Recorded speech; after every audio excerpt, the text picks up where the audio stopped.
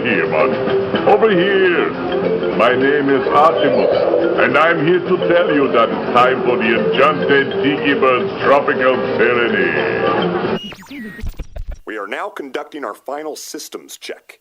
Please stow all carry-on items in the under-seat compartment. For your safety, remain seated with your seatbelt fastened during your flight, and watch your children. In the tiki tiki tiki tiki tiki room, in the tiki tiki tiki tiki tiki room.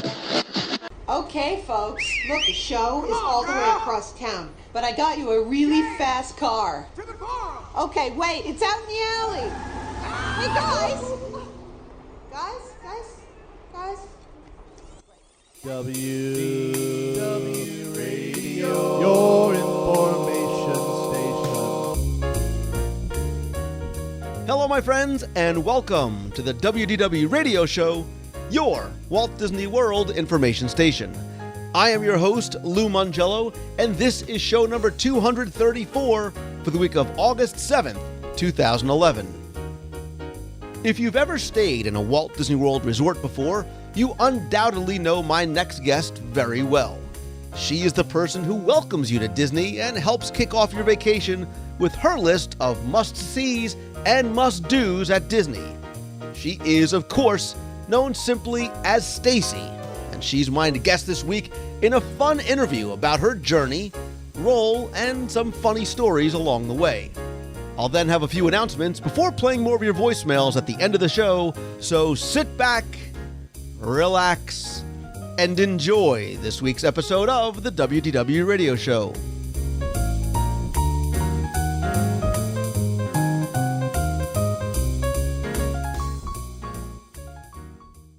Hi, I'm Stacy. Welcome to the Walt Disney World Top 7 Must-Sees. If you've ever stayed in a Walt Disney World resort, you undoubtedly know my next guest. In fact, you may know her even better than some of your favorite characters in the parks. You might even feel as though you've toured the parks with her, because for years she has woken up guests and prepared them for their day in Walt Disney World and tucked them into bed at night, leaving them to dream about their adventures the following day. Formerly trained in the most prestigious performing arts school in the country, her face and voice are instantly recognizable to Walt Disney World guests from around the world. And you know you've hit it big time when people know you simply by your first name. And if I say Stacy, you know I am talking about my next guest. She is the Walt Disney World Resort TV's Stacy J. Oswald. Stacy, I am so excited to welcome you to the WDW Radio Show. Thank you. It's such a pleasure and an honor. I appreciate it. No, listen, this is a big thrill for me. I'm talking to, I see you all the time, and now I get to talk to you and sort of answer you back. So, but yeah, you know. The only thing that would make it better is if I knocked on your door right now and was like, hello, I'm here. Oh, there you go. Boyhood dream come true. Stacy knocks on. I'm really hungry, so I want to know what's for dinner because I need a snack. You see, already we're bonding. Stacy, you and I are bonding because it's all about the food. Oh my gosh, I love my food. Attractions in Walt Disney World are things that's just what you do in between meals to sort of pass the time. Exactly. No, I say to people, it takes because sometimes people see me and they'll say, oh, you must not eat. And I eat. I graze throughout the day. And it takes a lot of energy to be me, so I need my food. You know, women who are listening will go, no, she doesn't. She doesn't eat a thing. She's probably like yogurt and granola, and that's it. No, I mean, if you don't nail it down around me, it's probably not safe. So,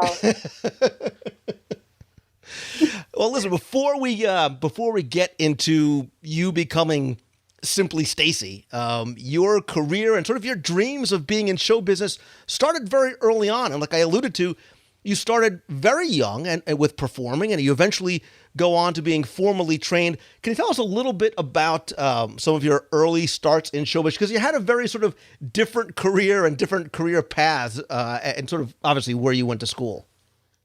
Yeah, I started as a dancer. I did ballet and modern and jazz and flamenco, and I actually was in a professional ballet company when I was in high school. And I decided, thankfully, I have wonderful parents and a wonderful family who supported my need to be creative. And so I said, one day I said, I want to go to the Juilliard School.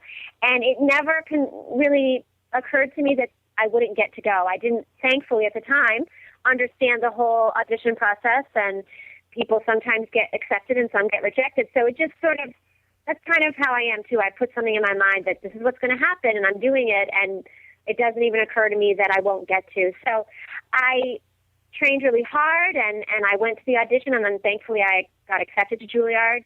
And so that just launched and continued a whole career of dance for me, which was amazing, and took me all over the country and danced with different companies. And then I ended up teaching and choreographing in performing arts high schools, and sort of got to be on that side of the dance world. And then I started to do some commercials, and I didn't really grow up as an actor, but I've always been a performer, as a dancer, obviously, and then I was also a competitive artistic roller skater. I know, cricket. And you don't mean like disco skating at the roller rink in the 80s with bad hair and members only jackets, or roller. You mean like national championship? That would be N-O, Lou. N-O. No, there were a lot of rhinestones, and there's a lot of hairspray and makeup. Tastefully done, but it's not roller derby. I don't knock anyone down on purpose anyway. And it's kind of like figure skating, but on roller skates. Again, the cricket.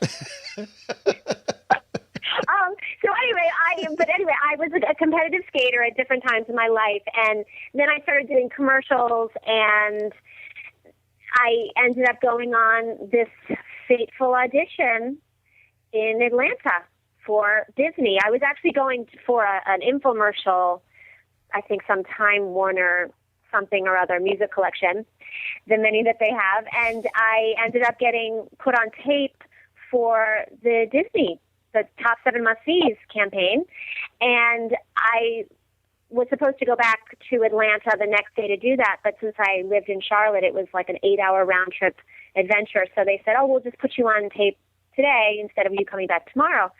And so I did the best I could and went back to Charlotte, and I found out a couple of days later I had a call back, and I went back to Atlanta and met with the amazing director, Tom Denolf, who is a great guy, and I got the job a few days later. So that was literally kind of how this whole life roller coaster began. And here I am, 6 years later. I can't even believe it. It's been just so amazing. I feel so fortunate. So when you when you roller skate down the turnpike to Orlando or to Atlanta, for the audition, do you have any sort of idea what this is for, this show that's going to run 24/7? And if so, how do you kind of prepare for that kind of an audition? Well, again, being inexperienced, I've never had any formal, at that point, I never had any formal acting training. And so I kind of, they don't tell you the full scope of things necessarily, because sometimes they can't because of confidentiality, or sometimes they just don't know, but they give you an idea of, okay, you're going to be talking straight to camera about the different things to do at Disney World. And they gave me the copy about Summit Plummet, 55 miles an hour, straight down the chute, brother, that one. and I had to try to get it memorized as best as I could in a few minutes. And thankfully, whatever way that my brain is configured, I'm really good at memorizing things if I can see them on the paper. So I just tried to cram it into my brain as best I could. And obviously I said, okay, it's Disney World, so I'm not going to be delivering it like I'm Masterpiece Theater. So I've got to have some energy. I've got to have some pep in my step. So I think honestly, it just fit me. Like, I didn't give it a lot of thought, because there's sometimes when you get an audition and you get a script and it just feels like that pair of jeans that fits you really well. You just kind of click into your own personality. And the one thing about hosting that I love is I get to play the role of myself, either slightly exaggerated or slightly diminished, but I get to play myself, which I really love about hosting. So I just kind of went for it, and I don't really, even to this day when I audition, I don't really attach myself to the expectation of what the outcome's going to be. I just go and do it the best I can, and I let it go and move on to the next one until someone calls me and says, hey, you get to do it. And I go, okay, great, thanks. But I show up. So when you get the phone call that you've got it, you're going to be the 24/7 Disney girl, is it like, yikes, now I've got to do this thing? And do they send you a script before you go down and start shooting it? Well, the Top 7 Must-Sees was literally my first kind of real, I mean, it was my first job hosting. It was my first kind of real entry into an on-camera career. So I, being an optimist, just kind of went, oh, great, I got it, that's great. And then when the script arrived, and I had about 4 days to learn it, and it was a nice, thick 25-pager, something like that, I had a moment of, oh, dear Lord, what have I done? I did have a moment of, oh, my gosh, maybe they've made the wrong choice. Okay, I can do it. But I did stop for a second to think, wow, this is the real deal. And so I was going back home to New York to visit my family for a couple of days, and that had already been planned before I knew about this job. So I went back home with my script in hand. I was studying it on the plane. I was talking to myself on the plane, so you can imagine people are looking at me like, wow, you can let anybody fly anymore. But I didn't care at that point. I said, I don't care if people think I'm crazy, and I still don't care if people think I'm crazy. I got to know my words. So I got to New York, and my family, again, so supportive, and they would incorporate somehow into the conversation. We could be talking about, oh, look at the nice tree outside, and my dad would say, well, isn't that kind of like a tree at Epcot? And I would go, well, yes, Dad, and the kinds of food at Epcot, and I would launch into one of the long monologues. And so my family really, really helped me. My nephew at the time was about 7, and he loved to read, so he would sit there with me and hold the script pages as I would talk to him, and he would say, oh, no, that word, you have to change it to this. So by the time I got to Florida, I felt really confident about the words on the page. It was just a matter of, what are they going to make me do with it? Because I didn't really know. I didn't have a frame of reference. It's not like an existing show that I knew about that I could watch and say, oh, this is kind of the genre of it, or this is the style. And I knew that there was another similar one running once I got there. So when I got into my resort room, I clicked it on and I watched what was already running. But I will say the director was a really cool guy, and he would call me the few days leading up. He'd call me like every day, and he'd say, you know your words? You know your words? And because he knew that I needed to be really, really confident. So when I was walking and talking and twirling and jumping, that I wasn't thinking about what I was saying, that it was just in my blood, and I didn't have to think about what came next on my copy, that I could just focus on the experience so that it was really real. So it was really interesting. I remember, I think the first shot was with some characters in Epcot. And I just remember going, okay, I mean, this is it. This is really happening. And just diving in literally with all my limbs and just said, okay, let's make this amazing. And it was, I mean, and it still is. I mean, every time I go to do something new, even when I'm recording in the voiceover studio, it's great. I mean, I just feel so honored to be a part of everyone's vacation. And people send me great emails about how they kind of take me along everywhere. But I guess you really can't get away from me, so you probably don't have to. Well, you could turn the TV off. You could turn the TV off.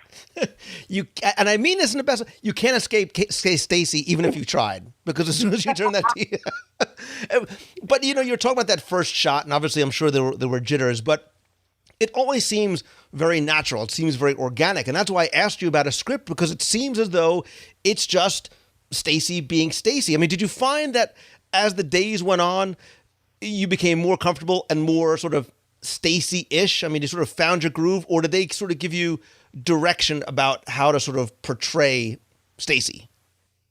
Well, I think that definitely me being myself is what helped me get the job. I mean, my personality, I will say for the record, I don't necessarily scream as much in my daily life unless I'm really excited.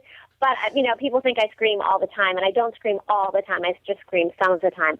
But, I mean, there was a certain energy they wanted, and I'm a person who's really energetic by nature, so it's not like I had to really work at being peppy and happy and cheerful, but they definitely took it to a level that even sometimes I was thinking to myself, my gosh, my voice is really high right now. Okay, they're liking it. Okay. Oh, you want it higher. Okay. And, and you want more energy. So by the end of the first day, I really got a sense of what they wanted, and they were really great. The director, the writer, other producers, everyone was really, really cool with me, and they let me play around. And, there's a lot of scripted stuff, but there's also things that were ad-libbed and things that I threw in that they kept, or things that as we were shooting, the writer would say, hey, say something like this, or what do you think about that over there? And I would just kind of start improvising. So I definitely feel like my personality is what helps get me the job, because you can't really, at least in my opinion, you can't make somebody be somebody else in this kind of situation. I mean, because so much of the experience of watching the shows is me really experiencing how fun it is to get launched on the Rock and Roller Coaster starring Aerosmith, or dropping on Summit Plummet. I mean, I'm not faking having my stomach in my throat. I mean, I am a good actress, but I'm not that good. So I really am having fun. But there are definitely times when I'm a little more amped up. Yeah, I can't sort of imagine the director saying, you know what, Stacey, we need a little more energy. We need a little bit more pep than you were before. Because like I said, it does seem as though it's just very natural. And as watching over and over and over again, I kind of know the script by heart, especially thanks to my 6-year-old son, who may very well have a crush on you. But I wondered, did they write out yummy, yummy, yummy, look at those choppers, let's rock, baby? Or was that just Stacey being Stacey? Some of it was me. Some of it was a collaboration of me and the writer. Thankfully, Paul Menudis, who wrote it, we have the same kind of brain, and that was really great once I realized that I could click into sort of my energy and his energy. We were very compatible. But he's an amazingly talented guy, and so he really knew what needed to be done and what needed to be said, and then as I got more comfortable and as I kind of got into the whole process of it, things were flying out of my mouth, and sometimes it was like, did he say that? Did I say that? So it was a really nice chemistry. And, the cool thing about it is that, there's no teleprompters, there's no cue cards. I mean, I had it in my brain, and then I let it just sort of come out as it wanted to, and I did my own things with it. But it was very physically demanding to keep that energy up for days and days and days, and to make sure that every time I go and I do something new that I have, that I can feel like it's still the same show. And now the Must Do Disney has the cool studio component in it. So you have the green screen and you have all that cool technology going on. So, I mean, Disney's amazing. They really know how to keep things moving forward with the time. So, well, you said it was physically demanding. I assume you do all of your own stunts, but was things like riding Summit Plummet and things, was sort of any bumps and bruises along the way during the filming? I did, and I actually am slightly disappointed that I did not take pictures of them. I had some good bruises. I had some good blisters. And so I definitely had the scars to prove it. But it was worth every single one of them. And being a dancer, I mean, I'm a tough cookie. When you have a bloody toe from a point shoe, I mean, who cares if you have a couple blisters? I mean, it's kind of relative. And I knew that I needed to do my job, and I needed to do it amazingly well. And so I just kind of wrote it out. and went through my different rashes and bruises, and and thankfully they didn't show on camera, which is the most important thing. Well, I mean, and that's the thing too. You have to sort of realize at some point that, unlike maybe a stage performance or even some other type of theatrical performance, you've got an overwhelming role because you've got to know that tens of millions of people are going to watch you every year, 24/7, 365. I mean, that has to be somewhat daunting when you're sort of going and realizing what that role is going to be and how long this is really going to play for. Yeah, it's funny because I'm just me, and so I guess I sometimes forget that exists. I mean, I don't have that kind of inflated perception of myself. So it's more of, I just feel like I've been given an opportunity to be a vehicle for people to get information, to enjoy themselves, to maybe try something new because I told them to do it. But I'm happy when I first went down there.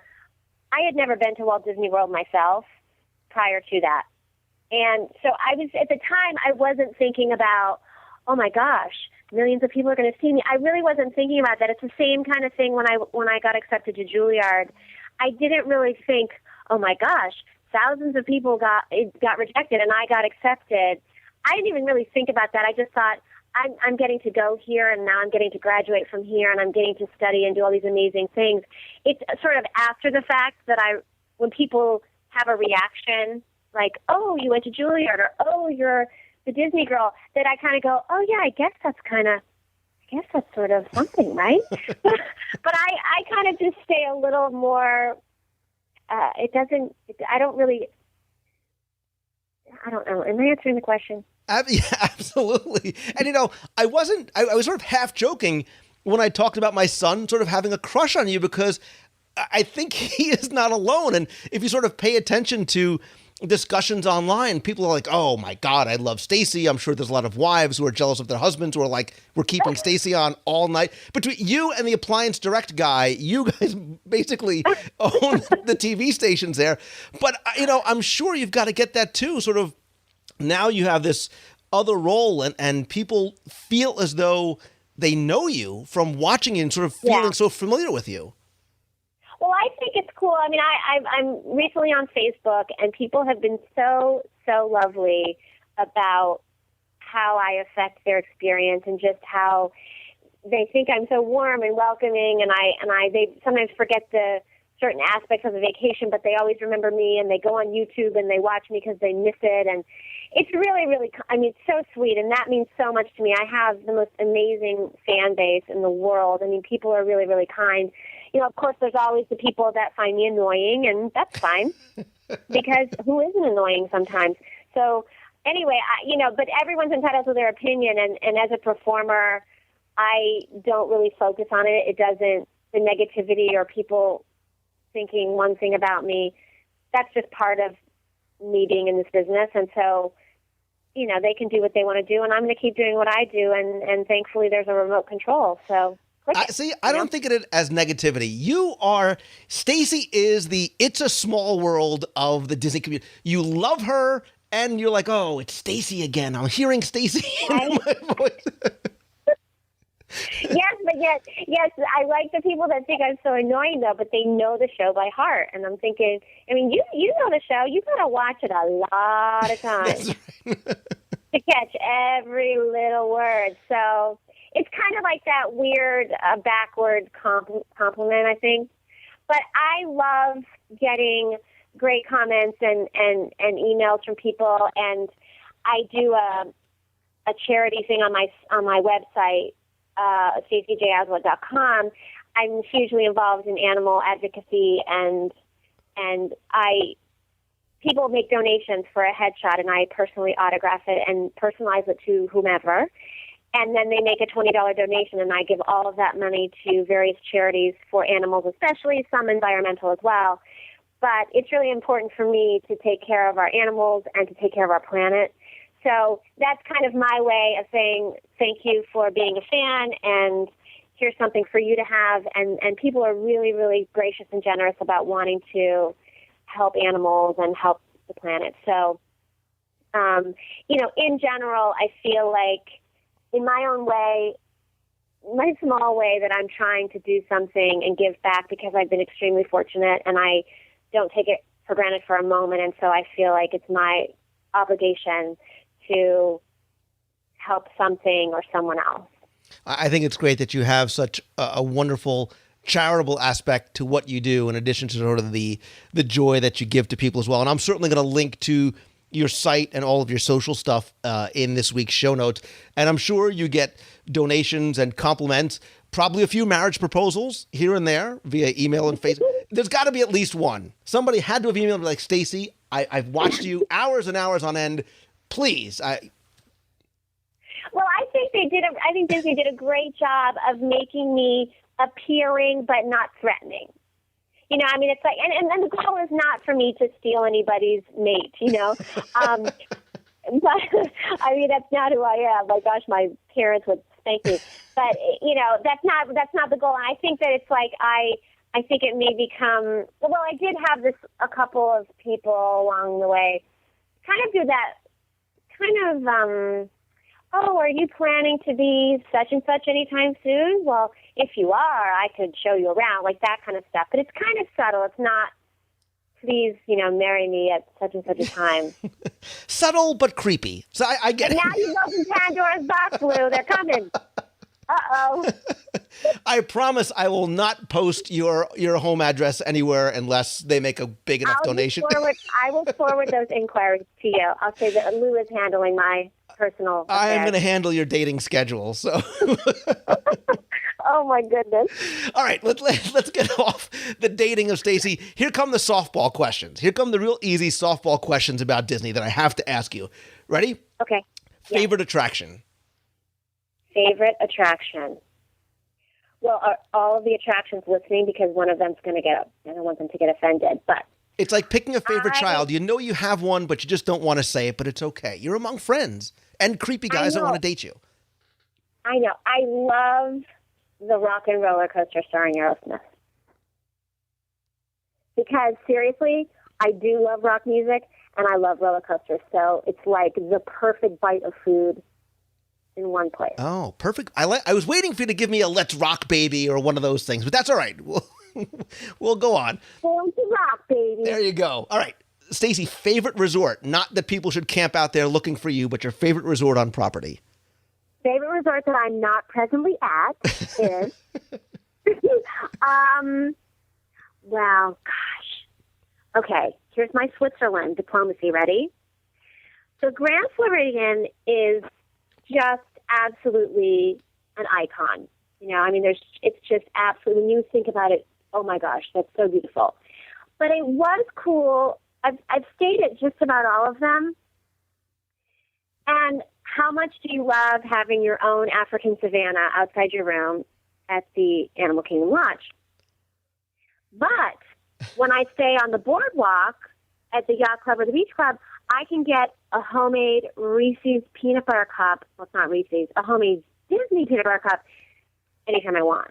So, see, I love you in a non-creepy kind of way because not only did you get it around to food, but you gave a Lou Mongello lawyer answer. My top 10s on the shows are more like top 330s. So one answer, you get 3 or 4 in there. You and I are. Did you notice like the top 7 must-sees? There's like 7,007. And the must-dos, there's a lot of, yeah. You must do everything. It's like picking your favorite child or me saying, which of my 2 cats is my favorite? I can't. I just absolutely can't do it. Right. And we know you have one. You just don't want to say it out loud. That's fine. That's okay. That's a troublemaker. I know. You must be a very good attorney. Are you a very good attorney? I'm a recovering attorney. I don't do that anymore. Oh, you got out while you could. Okay. I got out while I was still somewhat sane. So. All right. Well, if I have any legal problems, I guess I can't call you. I am not your guy. But you want to go eat somewhere in Disney World? I'm your man. And again, in a non-creepy kind of way. Okay. Excellent. If you could work, and listen, you're Stacy, but if you could work at one attraction or somewhere in Walt Disney World, what would you want to do? Wow. Okay. Well, I do like World Showcase because I like, you sort of feel like you're using your passport, but you're still home. So I love all the different stores and I love all the different little tchotchkes and things you can buy from different places. I don't know. I don't love the heat, so I don't think I would want to be a ride operator. I'm so sorry, because if it's outside, I'm going to get really upset when it's hot. So I'm going to have to pass on that. But I think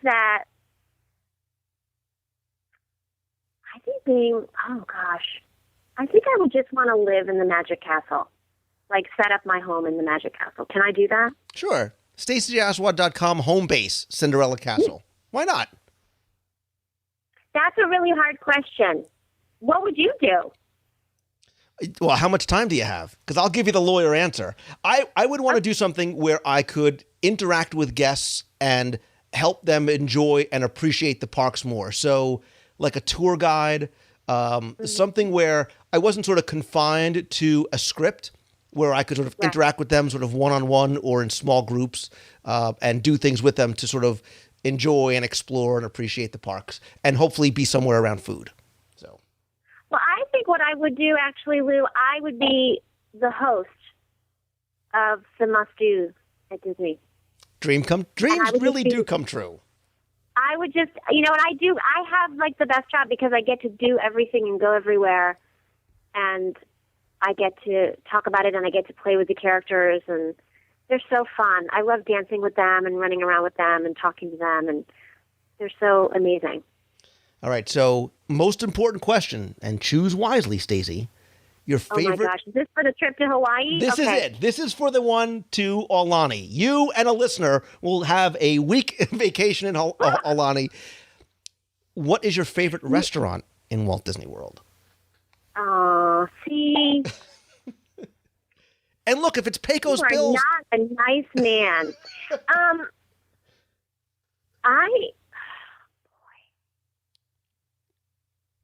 Well, I'm not answering that. What are you going to do? Sue me? Not anymore. No, see, I wanted to make sure you weren't a practice. No, I mean, doing the Living Seas is pretty cool. Getting to watch people and fish and stuff. And we know I love my fish. Fish, fish, fish. Everywhere fish. But World Showcase. I mean, where can you get a crepe? And then you get a little Moroccan food and you get a little gelato. I mean, again, it's difficult. That's all right. Listen, multiple answers are accepted here. It's not the bar exam. Even if you ask me tomorrow, then I would probably have a different answer because, my palate changes daily. Right. Sometimes you want a burger. Sometimes you might want a filet and everything in between. So that's cool. Well, actually the meat is safe. The meat's safe. Or you may want to have a kakigori in Japan, or you may want to have a Dole Whip. But again, same idea, just different food groups. Yeah, pretty much. Yeah, I don't really do the meat thing, so that's probably safe from me. But yeah, I think it's gonna, because I love to cook. I'm a really good cook and baker and stuff, and so my palate changes every day. So. Stop saying you're a good cook and a good baker because you're making yourself even more attractive to the creepy guy that's looking for you at the beach club now. I'm not there, man, with creepy intentions. I'm not there. All right, so you're the must-see girl, the must-do girl, top 7,000 girl. Is there anything, and I'm sure in doing that you've gotten to experience a lot in Walt Disney World. Is there anything that you haven't done there that you would love to do, or place that you'd love to go that you haven't been yet? Well, I was there. I was actually at Disney World promoting a film I was in at a film festival. So I went to the parks not as Stacey, just as Stacey. And I did the whole behind the scenes tour. And that was really interesting because I got to see parts that I didn't normally get to see.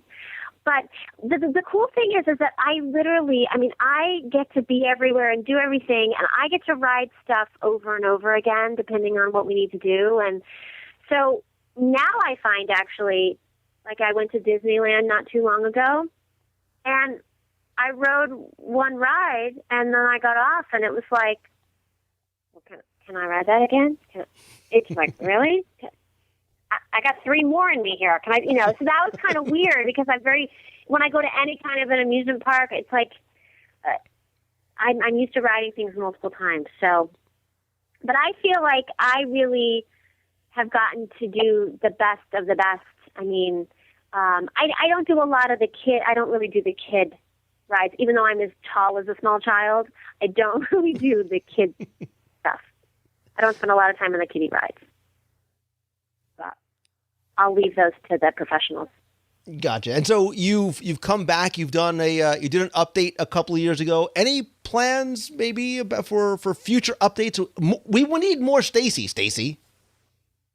Well, I think that without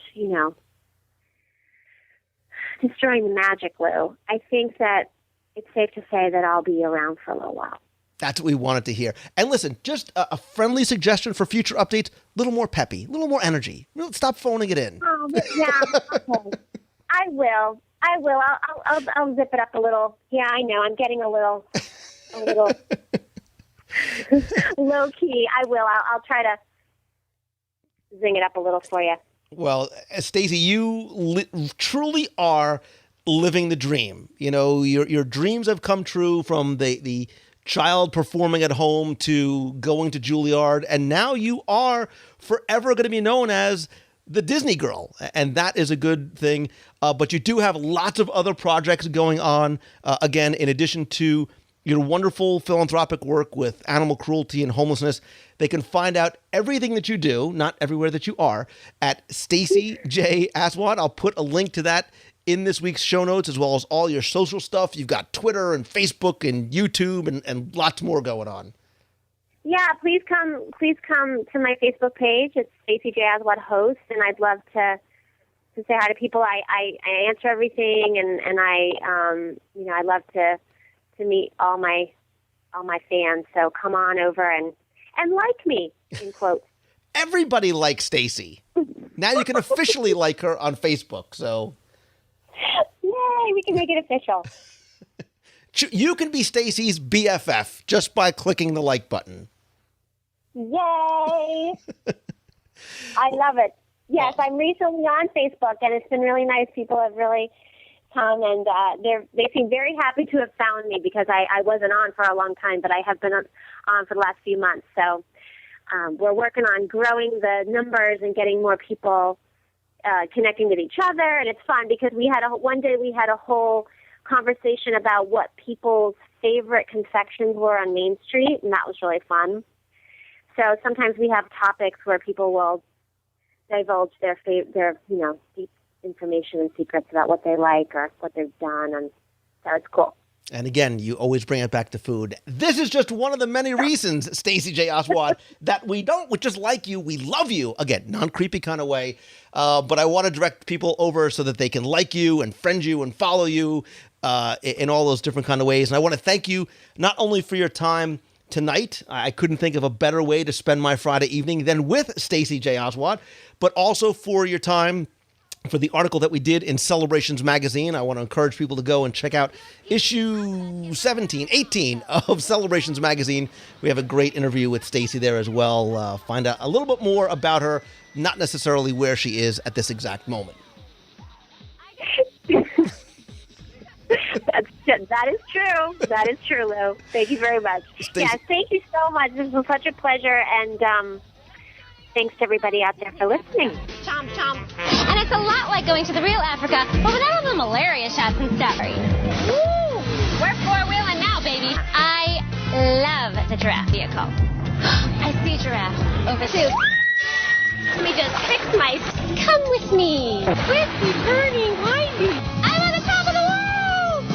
I am talking about water slides out the wazoo. Oh. Let's ride. Rock.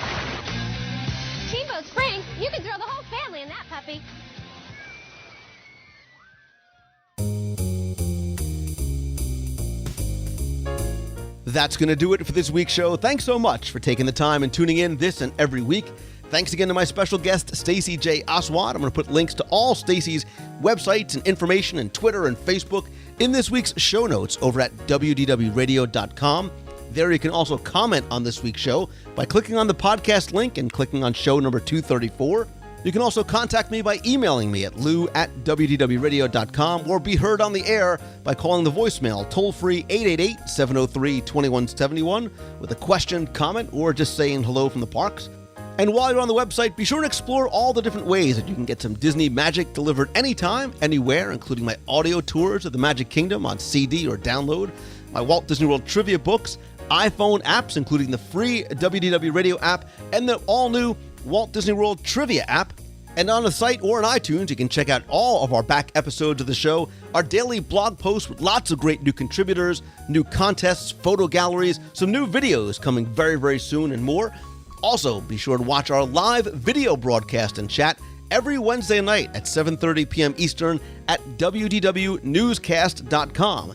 There we'll talk about that week's Walt Disney World news in a live interactive chat. And if you can't make it live, that's okay. You can watch it on YouTube or on the WDW Radio blog or catch the audio in the iTunes feed. Remember, too, I want you to be part of the WDW Radio community and family. So we're there. You can meet other Disney fans in our discussion forums or in person at our Meets of the Month and other events like the WDW Radio Cruise on the Disney Dream in November 2012. And in just a couple of weeks, if you are going to be out at the D23 Expo, please come by the WDW Radio Celebrations Mouse Fan Travel booth. And if you can't make it there, that's okay, because we are going to bring the Expo to you. And you can watch and chat during our full live coverage of all 3 days from the Expo floor at D23ExpoLive.com. If you visit that site now, you can check out some videos from the 2009 event, get a sense of what may be coming in just a couple of weeks. Be sure and follow me over on Twitter. I am at Lou Mongello, and join the WDW Radio page at Facebook.com/WDW Radio. If you want to get some Disney magic delivered right to your door, come by CelebrationsPress.com. There you can subscribe, order back issues of Celebrations magazine. And again, we got a couple of new things we're working on for the site. Definitely stay tuned and keep checking back at CelebrationsPress.com for more. Also, check out LouMongello.com for more about me, some of the other things I'm doing, including private tours of Walt Disney World, speaking opportunities, and lots more. Big thanks to our partners and sponsors, including Mouse Fan Travel. They are my recommended travel provider because they don't only give you the best possible service and discounts that are available, but it's really about the level of service that they give you that is their hallmark and comes at no additional cost to you. So whether you're going to Disney World, Disneyland, Disney Cruise Line, or Adventures by Disney, where we're heading out in just under a week, visit mousefantravel.com. When you're coming to Walt Disney World, be sure and check out allstarvacationhomes.com. Maybe you're looking for something like a condo or a 7-bedroom home that has a private pool, a spa, kitchen, game room, multiple master bedrooms. Bring the whole family, bring your friends, and again, check them out over at allstarvacationhomes.com. And if you want to stay right in the heart of Walt Disney World, be sure and check out the Walt Disney World Swan and Dolphin. It not only has the heavenly beds that you hear me talking and tweeting about all the time, but more than 17 world-class restaurants and lounges, Blue Zoo, Il Molino, Shula's, Kimonos, just some of my favorites. They also have a great Mandara spa, boat service right to Epcot and the studios, lots of other Disney benefits and more. Again, check them out over at swananddolphin.com.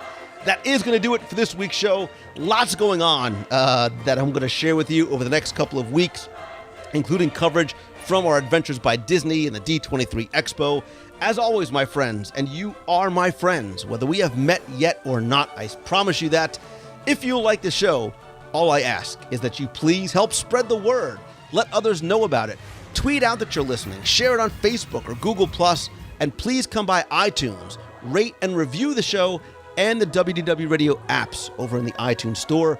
And again, there is no time like right now to start pursuing your passion. Take that leap of faith that it's going to take to make your dreams come true. And when you do, always keep moving forward. Again, my friends, thanks so much for taking the time and tuning in this week. I sincerely appreciate it. So until next time, I hope you have a great week, everybody. See ya. Hello, Lou. This is Johnny up in Minnesota, and we are booking our vacation right now. And we happen to find that free dining is now being extended from October 2011 through March 2012. Thought you'd like to know for select night. So we're very happy about this. We love your show, and have a good night. Hey, Lou, Jen Tremley from Bristol, Connecticut calling. Just wanted to let you know that I just listened to this week's show number 232, interview with Pete Renaday. And, man, you hit it out of the ballpark with this one. Well, all of your podcasts, you hit out of the ballpark. But I really thoroughly enjoyed this. It was so cool to hear that voice from so many of my favorite attractions, at Walt Disney World. I was able to go on 20,000 Leagues Under the Sea before they got rid of it, since I've been going to Disney World since 1986. But I never really was a huge fan of that attraction, but I am a huge fan of Country Bear Jamboree as well as the TTA. I love both of those rides. They're probably some of my top favorites. And it was just so cool to, hear you talking with Henry from Country Bears, or from the TTA. So it was really cool. I really thoroughly enjoyed it as always. And again, you do an awesome job at what you do. I'm just going back through and listening to all your different podcasts now since I've caught up with all the more recent ones. Going back and listening to all your old ones before I started listening to you, and I'm currently listening to show number 33 today. So anyway, thanks again for everything you do, and I will talk to you soon. Have a great week. Bye-bye. Hi, Lou. This is Anna Collins from Austin, Texas. I was just listening to show 12 about Horizons. And the other day I was listening to your show, and the challenge was, what fifth gate would you create if you had no limit? And I was thinking, what if they did a Horizons fifth gate, where it wasn't just a ride, but it was concepts for the future, where it was rides and attractions and shows all about tomorrow. And so it would be the best of Tomorrowland, the best of Walt's vision for the original Epcot. I don't know. It just sounded so exciting from your show, and I thought, wouldn't it be cool if for a fifth gate we could experience that through multiple levels of entertainment? Well, thank you so much for what you do. Every show is amazing. I love visiting the world every day while I listen to your podcast. And see ya.